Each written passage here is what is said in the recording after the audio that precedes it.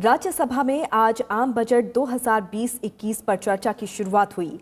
चर्चा की शुरुआत करते हुए कांग्रेस नेता और पूर्व वित्त मंत्री पी चिदम्बरम ने जीएसटी की संरचना, रेट और प्रक्रिया को गलत बताया। उन्होंने कहा कि सरकार को खुले मन से इस पर चर्चा करना चाहिए। पी चिदम्बरम ने कहा कि सरकार कहती है कि अगले तिमाही में नतीजे बेहतर होंगे, लेकिन पिछले 1.5 साल की बात करें तो विकास दर लगातार गिर रही है।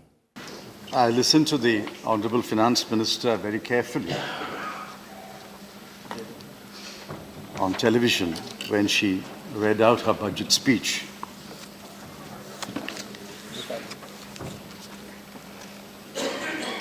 At the end of 160 minutes, she was tired, so were we tired and exhausted. I hope that she has recovered from her exhaustion.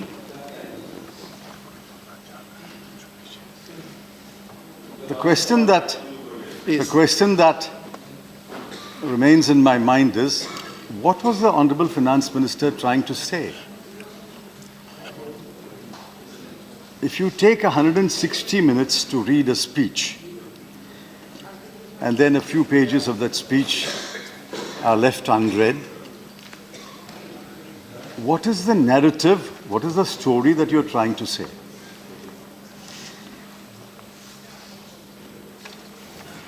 I was happy that she did not at any point in her speech say, "Achhe din aane wale hain."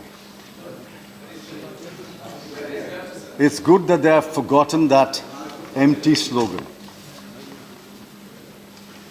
But she repeated more than once the new slogan, Sabka Saath, Sabka Vikas, Sabka Vishwas.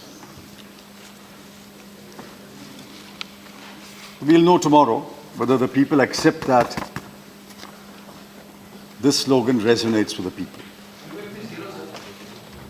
Tomorrow we will know, at least one part of India will decide whether this slogan resonates with the people of India.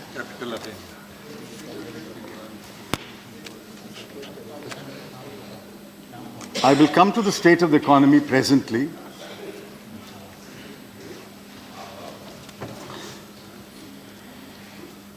But let me list the problems with this government.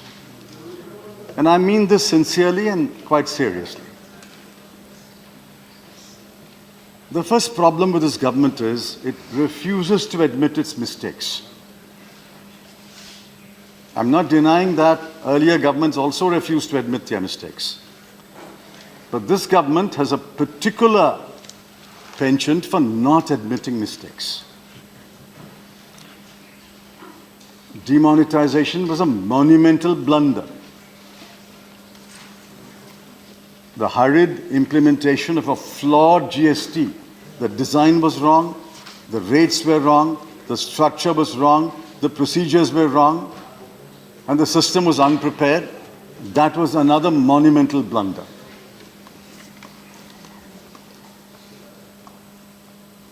But that is in the past. At least in the future, when we point out mistakes of this government must have an open mind to debate it with us, and if it is a mistake, admit, yes, perhaps we have made a mistake. The second problem with this government is it's living in denial. It simply will not accept that the state of the economy is extremely bad. And I will give data presently. For 6 quarters, growth has declined. I can't recall, unless the Honorable Finance Minister corrects me, has there been any other period of 6 successive quarters where the growth rate has declined? Yet the government says the upturn will happen in the next quarter. The upturn will happen in the next quarter. We have had 6 quarters now. The 7th quarter results will come shortly.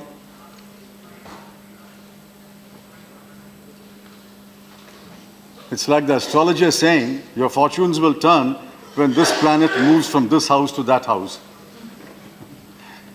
And then when we find that the fortunes have not turned, he will say, no, wait, the next planet will move from this house to that house. The third problem with this government is its predispositions. And this is an important point.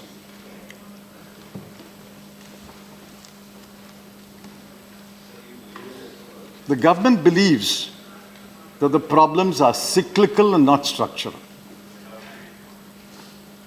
Their own chief economic advisor for nearly 4 years has repeatedly said, and he said it again 4 days ago, the problems are more structural than cyclical. If the problems are cyclical, that requires one kind of answers. If the problems are structural, that requires a very different kind of answers. I can list a number of things this government is predisposed to. For example, it is predisposed to protectionism. It's predisposed against bilateral and multilateral trade agreements. It's predisposed towards the rupee being quote-unquote strong, whatever that word strong means. It's predisposed to a number of things which, according to me, are outdated philosophies. Because of its refusal to admit mistakes, because it lives in denial, because of its predispositions, the government either does not know, or if it knows, is not willing to make it clear that this is the state of the economy. So the budget is preceded by an economic survey. I concede that the economic survey does not always reflect what the government believes in. But there must be some idea in the economic survey which is acceptable to government. How can a chief economic advisor and his team write 2 volumes and then the finance minister does not pick a single idea from the economic survey? But why have an economic survey at all then? An economic survey is to prepare the nation for a debate on some ideas. So in course of time, the government begins to implement the idea. Unfortunately, the budget speech did not refer to the economic survey, did not pick a single idea out of the economic survey. There were some good ideas in the economic survey. Not one has been accepted. Not one has been even discussed.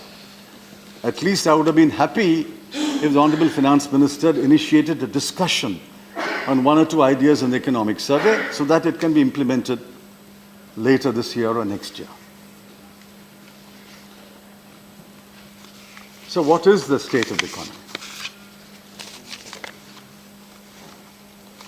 I mentioned already 6 quarters of declining growth rate. Agriculture is growing at 2%. Consumer price index inflation, 1.9% in January 2019, rose to 7.4% in December 2019. In a matter of 11 months, CPI inflation has increased from 1.9% to 7.4%. Please. Food inflation today is 12.2%. Bank credit is growing at 8%, of which non-food credit is at 7%. Maybe it has touched 8% in January. Credit to industry is growing at 2.7%. Credit to agriculture over the period December 2014 to December 2019, a 5-year period, credit to agriculture, the growth rate has declined from 18.3% to 5.3%. Credit to MSMEs has declined from 6.7% to 1.6%. So we don't have credit to agriculture, we don't have credit to MSME. Credit to industry is at a limping rate. Overall credit is only about 8 or 9%.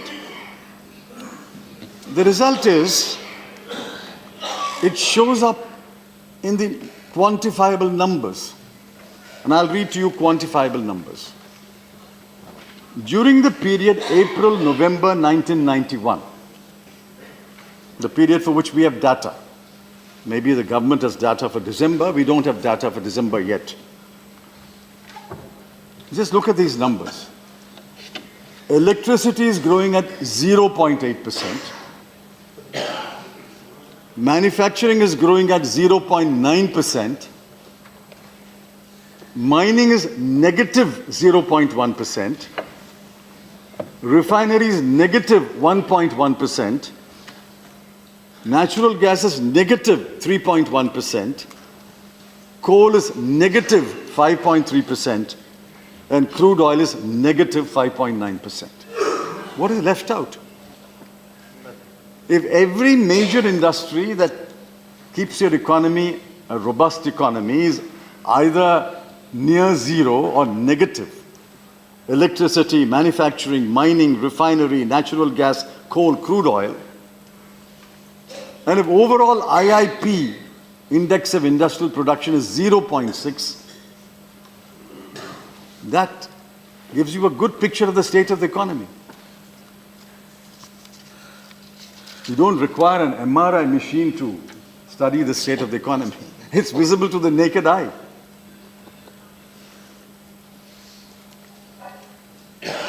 Manufacturing capacity in India across all industries, the capacity utilization is on average 70%. Some are less, some are more, but average is 70%. And I'll kindly remember this number. I'm going to come back to it for another reason later. Plant load factor of electricity, thermal power plants,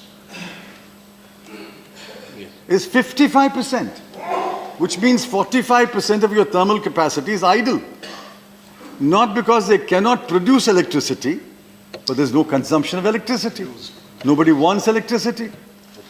If factories are closed, if new factories don't start, why would you consume electricity? In fact, world over, among the markers for the health of the economy, one of the most important markers is electricity. Lenin said electricity and education are the two I's, E's. It's a good marker. If your plant load factor rises to 80%, which means your economy is running on all four engines. But if your plant load factor is 55%, it means nearly half your economy is not running. For the last 6 months, exports, year on year, growth is negative. For the last 8 months, import growth, year on year, is negative. Now, what do you make out of this economy? Is this a healthy economy? Now, let's come to the management of the economy.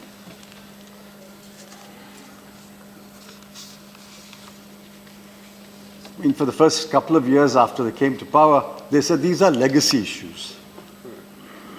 We inherited a bad economy, which is factually wrong, but I won't get into that argument now. I think I dealt with it last year.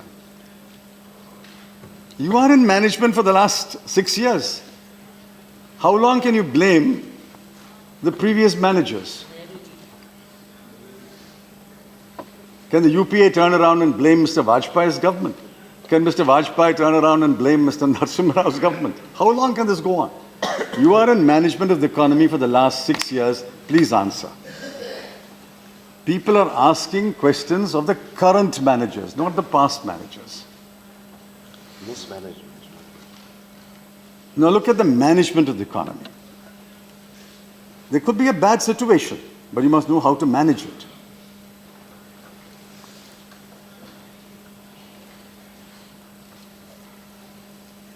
We had bad situations in 1997. We had a very bad situation in 2008. We had a difficult situation in 2013, but they were managed. There were some ups and downs, but we managed it. Now look at your management of the economy. In the current year, that is 2019-20, you promised a nominal GDP growth of 12%. The year ended with about 8.5%. You promised a fiscal deficit of 3.3%. The year will end, according to the budget document, at 3.8%, but even that has a big question mark around it. Revenue deficit, you promised 2.3%. The year will end at 2.4%. If this is worrying, what is projected for next year is even more worrying. Although this is a little technical, I think it's worthwhile explaining it. Fiscal deficit will rise to 3.8 this year, but it will fall only to 3.5 next year, a compression of about 0.3. But the revenue deficit from 2.3 will rise this year to 2.4, and next year it will not be compressed. It will rise further to 2.8. Now, what is the philosophy behind this? The difference between fiscal deficit and revenue deficit, it is what is available for capital expenditure. This year, you will have, according to your numbers, about 1.4% for capital expenditure. But next year, you will have only 0.7% as capital expenditure.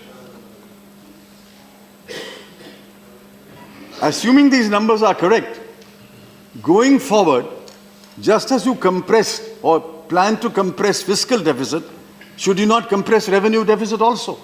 The revenue deficit is rising next year. And people are noting it. Analysts the world over would note the fact that you will have less money next year for capital expenditure than this year. You promised to collect net tax revenue of 16,49,582 crore. I'll leave out the last digits. Let me give the broad numbers. 16,49,000 crore.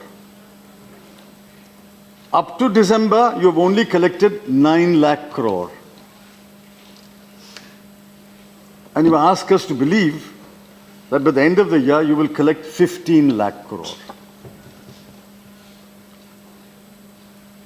Total expenditure. You promised to spend in the current year 27,86,000 crore. Up to December, you have spent only 11,78,000 crore. And you ask us to believe that by the end of the year, you will spend 27 lakh crore. Sir, this strains our credulity. Comical. And knowing who's sitting as Secretary Expenditure, I doubt he'll let you spend it in the first place. You have no money to spend. The first order which the new Secretary Expenditure passed, obviously with the consent of the Honorable Finance Minister, is that departing from the earlier rule that in the last quarter you can spend up to 33% of your budget, the first order that he passed was you can only spend this year 25% of your budget, which means you have no money. You have run out of money.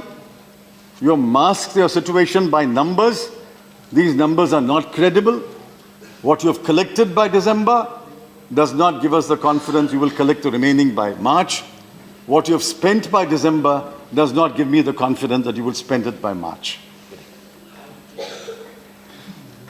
Now look at the shortfalls in tax collection. I can understand if there's a shortfall in one head. But look at the shortfalls in tax collection. Corporation tax is short by 1,56,000 crore. Personal income tax by 10,000 crore. Customs by 30,000 crore. Union excise by 52,000 crore. And GST by 51,000 crore rupees. Under every head, you're falling short of collections. And this despite what everybody in the business believes, you have given extraordinary powers even to the lowest rung officer of the Income Tax Department, Excise Department, Customs Department, DRI, not to speak of CBI and ED and SFIO. And they are issuing notice after notice. This is popularly called tax terrorism. Despite that kind of powers you have vested, you are falling short on every head. On disinvestment, you set a target of 1,05,000 crore. On the date of the budget, you had collected 18,000 crore. You promised to collect by the end of the year another 47,000 crore. You will still be 40,000 crore short. Again, strains credulity. These numbers are not easily acceptable or easily believable.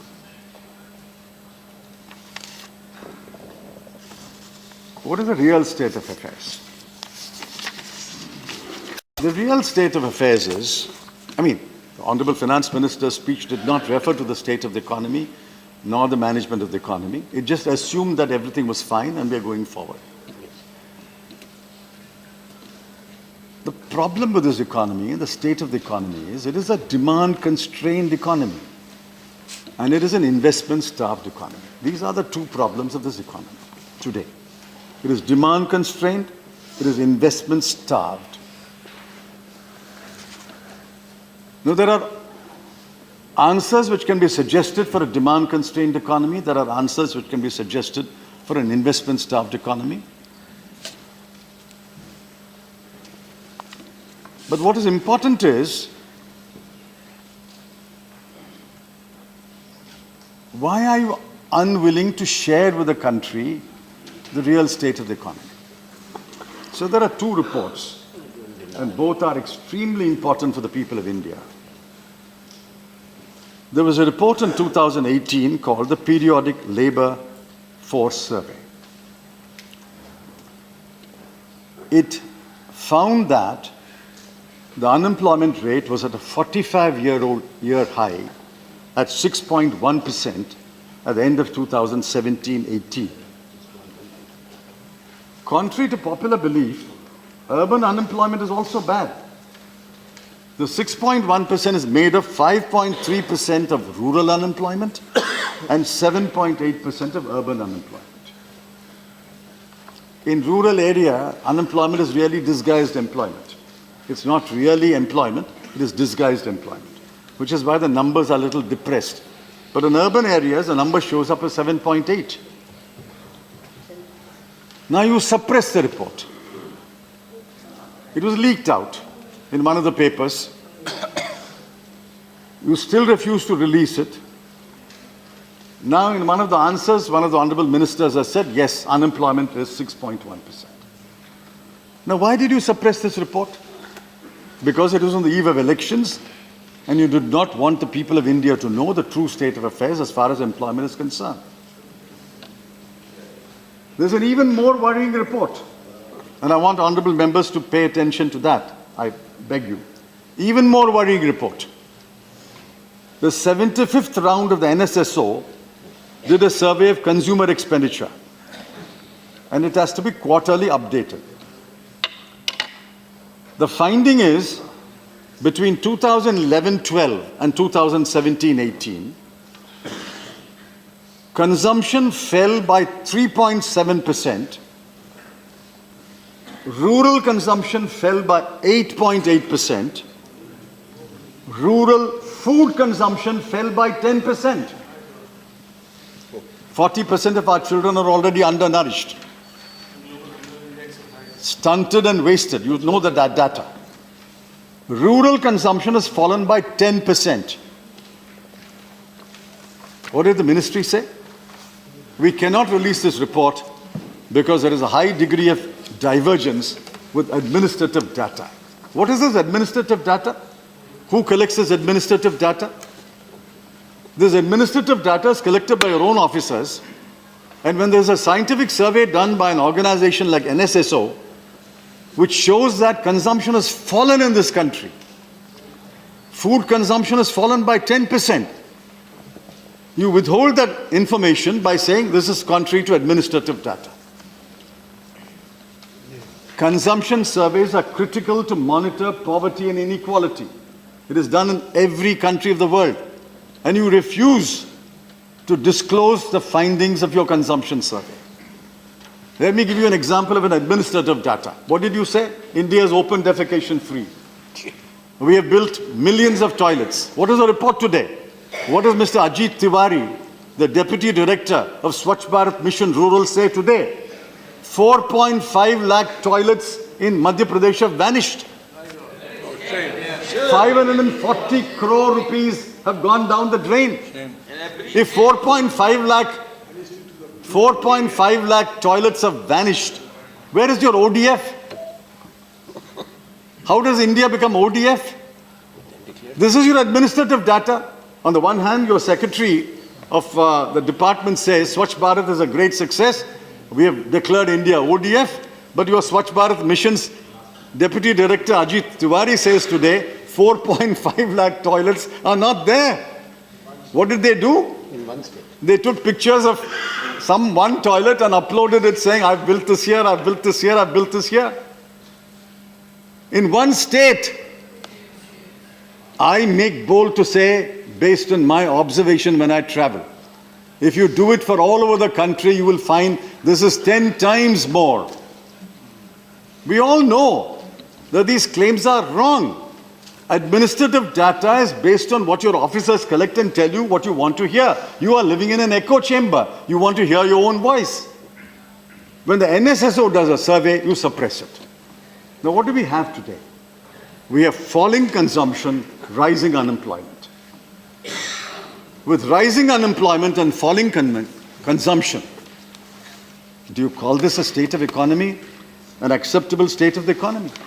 103 academics issued a statement on 21st of November 2019 demanding that the 75th round of NSSO's Consumer Expenditure Survey and the 76th round of the NSSO Survey of Drinking Water, Sanitation, Hygiene and Housing be released. I want to ask on behalf of my party, and I'm sure the entire House supports me, we demand that these two reports be laid on the table of the House. Let us have a debate. You have the numbers, you can debate us. Let us have the reports on the table of the House. Let us debate whether these reports are correct or credible or should be acceptable, and corrective action should be taken. Sir, I'm going to wind up now. The Chief Economic Advisor says that the economy is in the ICU. Not my words, his words. Nobel laureate Abhijit Banerjee said the economy is doing very badly. All that he said was the economy is doing very badly. Ministers pounced upon him. Ministers. Ministers pounced upon him. Be that as it may. The Chief Economic Advisor of your government for 4 years says the economy is in an ICU.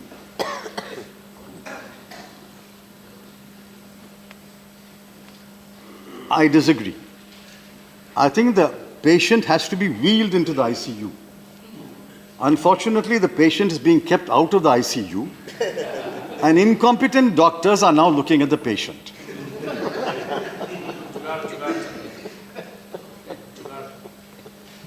Of course, you will not consult the opposition parties. No. The Congress, of course, is untouchable. You consult no one. The rest of the opposition is looked upon with great contempt. So you will not consult anyone. You will not even go across to Dr. Manmohan Singh and ask him, listen, what do you have to say?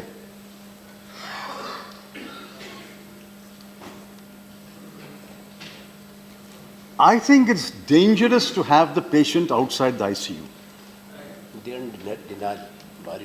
We know what will happen if the patient who has to be wheeled into an ICU is kept outside the ICU and looked upon by incompetent doctors.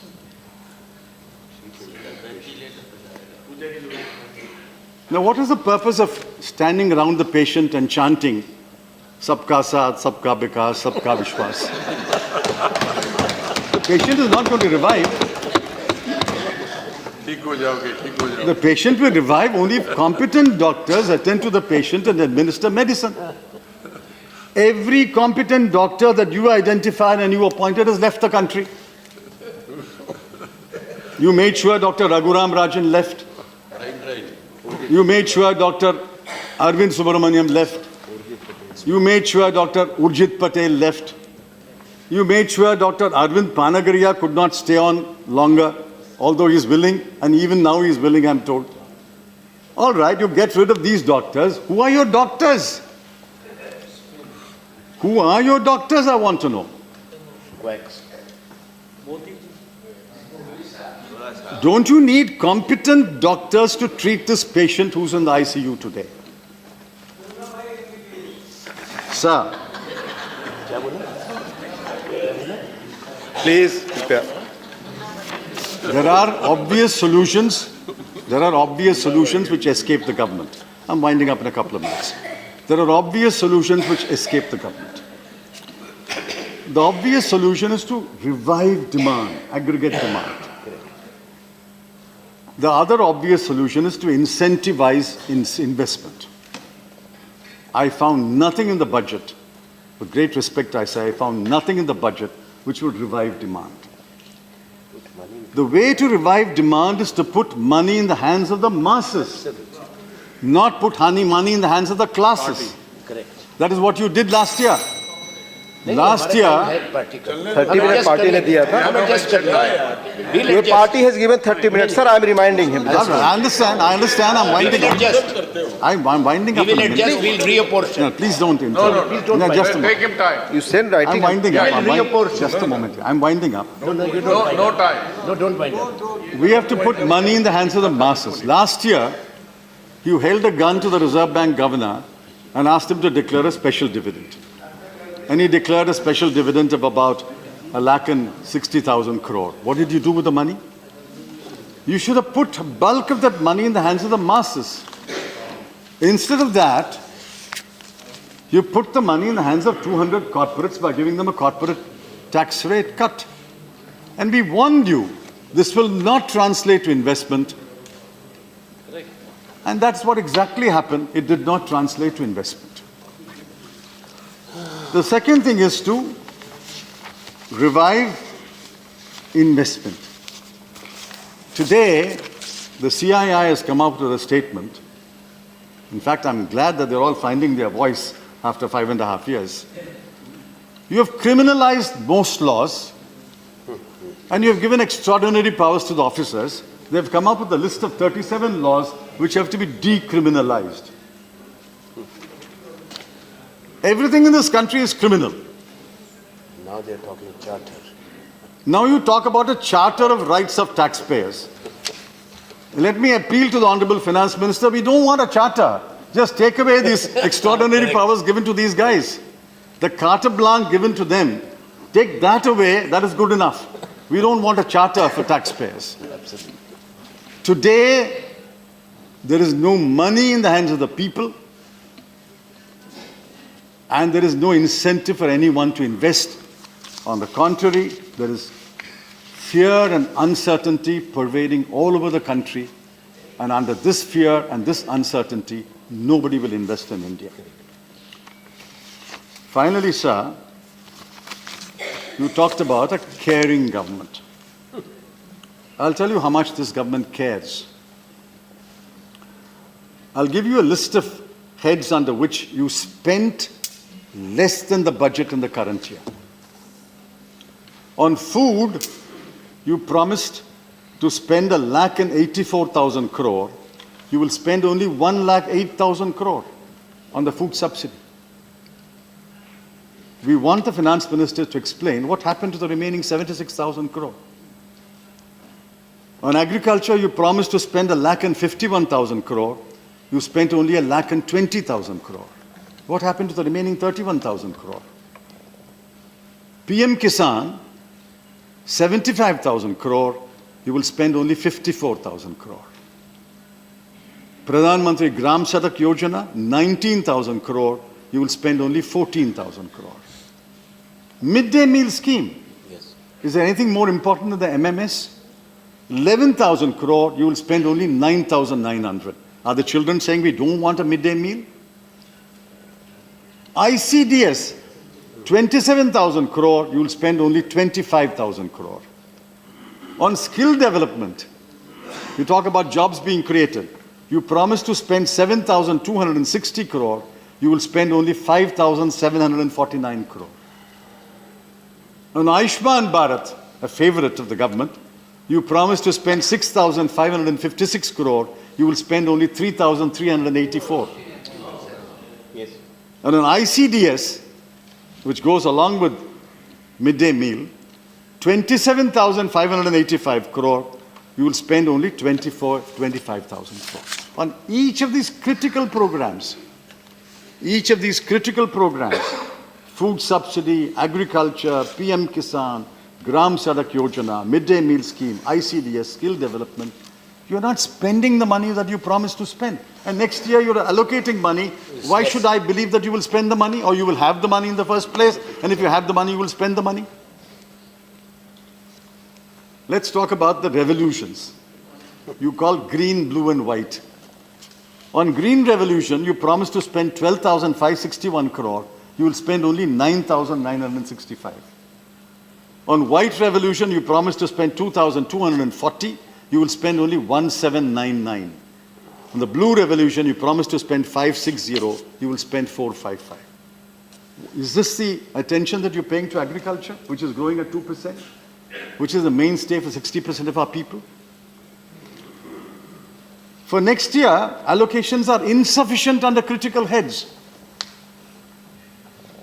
Let me read 6 critical heads where allocation is hopelessly insufficient. For defense, you have increased it by 7,000 crore. I don't know why the Chief of Defense Staff and the Secretary of the newly created Department of Military Affairs is not protesting. He should protest loudly.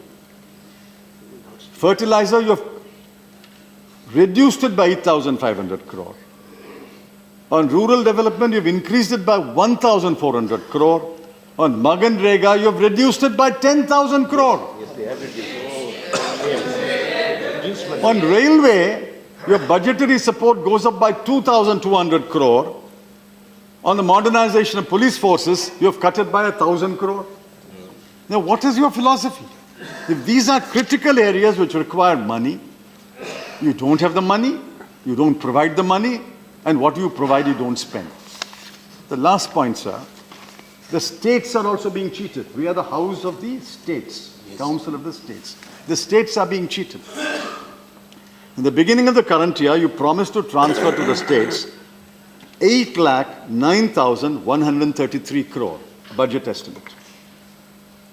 At the end of the year, you will transfer only 6,56,046 crore, a cut of 1,53,000 crore, divided among 30 states. On an average, every state will lose 5,000 crore. Ask your own chief ministers. If every state loses on an average 5,000 crore, how does the state finance minister balance his budget?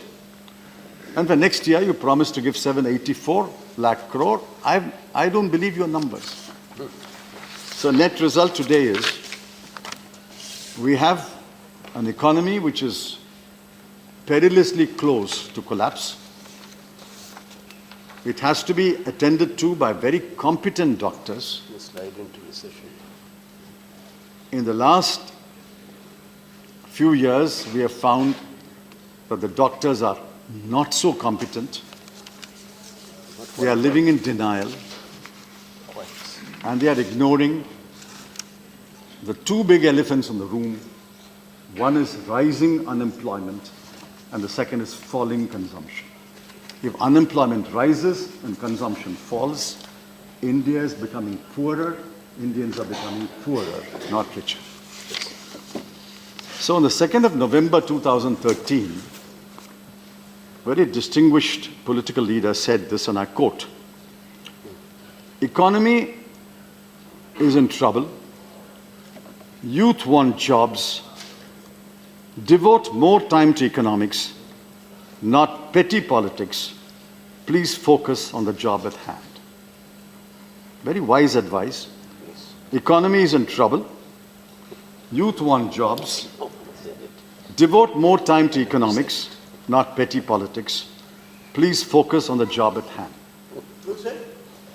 Very distinguished political leader on 2nd of November 2013. I can't do any better than read this piece of advice to the Honorable Finance Minister.